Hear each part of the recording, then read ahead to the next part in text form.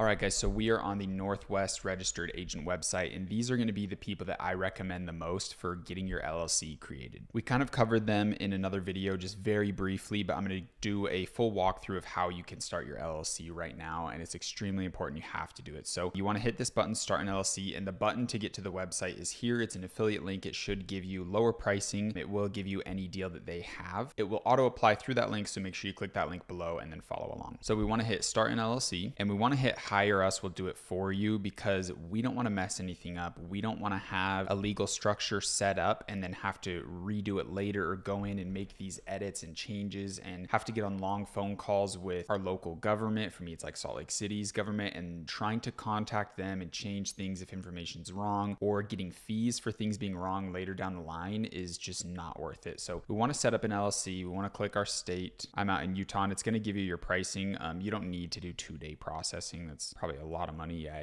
it's just not necessary, but $279 is extremely cheap to have everything taken care of for you. I mean everything. They're going to literally mail all of your paperwork, everything filed, done, organized for you. And basically all you need to do is hit continue and start giving them information that they need to do it on your behalf. The first thing is naming your LLC, and honestly, like, I wouldn't name it anything crazy. Name it something like your last name Holdings, LLC or something. Like, for example, it does not matter. Your LLC name is only going to show up on your Amex cards and your tax stuff, and like, it's just really not that important. And eventually later down the line, you want to get into structures of owning a estate that owns your LLC that you are a beneficiary under, and really big complicated legal structures. So it's best to just act like this is a holding LLC. Name it something Holdings, anything Top G Holdings, like anything you want. It really doesn't matter too much. It's not going to really be seen anywhere. And basically just go through the process with them. It's going to be super simple, super easy. $280, and all of your legal stuff is taken care of. You just want to make sure that you're filing for an LLC and not like an S corp or anything. You'll get into an S corp later down the line. If you have a good CPA, they will coach you. And there is benefits to having an S corp. It's going to lower your taxes. It's basically an LLC, but you're paying yourself a salary. So it helps with your taxes, and it's going to basically lower the amount you have to pay each year. But we don't have to do that right now. We just need an LLC set up. So that is the LLC out of the way. You can reach out to them. They're going to help you with any questions at all. It's going to be a pretty simple, easy process. Now we need to move on to our business license. There might be some cities, some states in the United States that don't need a business license to conduct business, but I'm pretty sure most of them do. The city, Salt Lake City, that's in Utah definitely requires it. I think the entire state of Utah requires it. And you can kind of look up, like, insert your city, like, can I run an e-commerce online business in this city without a business license? And most likely it's going to say you need one.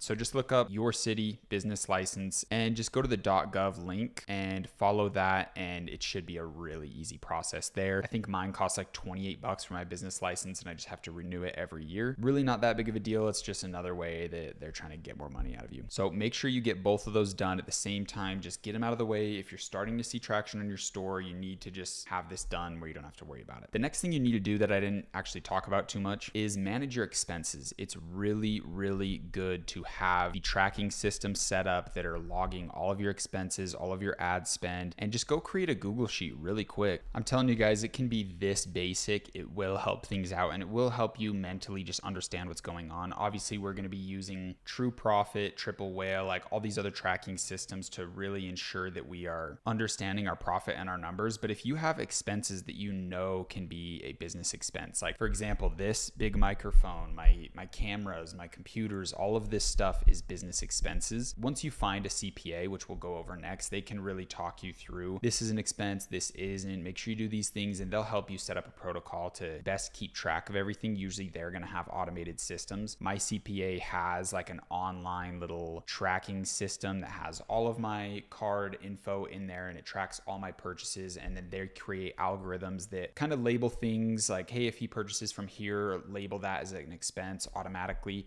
And then at the end of the year, me and him just go over it and try to add in any other expenses we can. Your CPA should be able to do something similar. But in your early days, it's going to help if you just make a very basic expenses spreadsheet, note down each month, and just go through like, hey, I spent $30 on Shopify. I spent $100 on TikTok ads. I ordered the product from Amazon for $40. I spent this much on Debutify or this much on these other necessary softwares that we need. Just write them down. It's going to help your mind really understand what's going on. And then when you back that with all the information that you get from Triple Whale and other analytic-based services for tracking, it's going to really help you see a bigger picture. And when it comes to tax stuff, it's just going to be a little bit easier for you. Now, the big part, hiring a CPA, you need to hire a professional to do your taxes. Don't try to do it yourself. I can't give any legal advice. I can't give, none of this is legal advice, by the way. I'm not in any way someone that can give advice when it comes to legal matters, taxes, anything. But I think a CPA needs to come at a certain point based off my experience, my recommendation. If you're doing like really, really low numbers, you can probably handle it yourself. You don't need to go, like if you lost money drop shipping your first year from all your expenses and it's not panning out just yet, don't really worry too much about going and hiring a CPA for $500 a month or $1,000 a month to handle this when it's like, obviously we don't need that yet. So make sure you're getting traction with your store before you outsource a big expense like this each month of like hiring a professional. So I can't tell you when, but you should know when you need it. When your store's getting traction, it's consistent, you're looking into like branding long-term and stuff, then you definitely should have a CPA on lock. Hopefully I found mine for like around $500 a month. Hopefully you guys can do something similar to that. I think that's very obtainable, but let me show you how you could find one. All right, so I just went to Google and typed Salt Lake City CPA, and you can basically start seeing Google's recommendations based on their reviews. And obviously you want to take these reviews very seriously and just start calling people up. Hey, do you have experience with e-commerce clients? I run dropshipping stores, I run e-commerce brands, and I need someone to really help me with not only just my taxes and accounting structures, but I need someone that can advise me on things of like, hey, make sure this is listed in expense, or make sure you're taking these actions to lower your tax bill each month. Like, hey, you're making a decent amount, let's move into an S Corp. Like, you want someone that can advise you in these things, and you want someone local that you can go meet up with, get on the phone with easy, and build a relationship with. So look local first. That's 100% what I'd recommend. And if you're in the community group and you're really struggling, you can't find someone, I will reach out to my CPA personally and see if they can onboard you guys. We'll try to get something in the works. But yes, look around in your local area for a professional CPA, check the reviews, people that look good, give them a call and say, hey, I do e-commerce. Are you guys specialized in this? Do you know,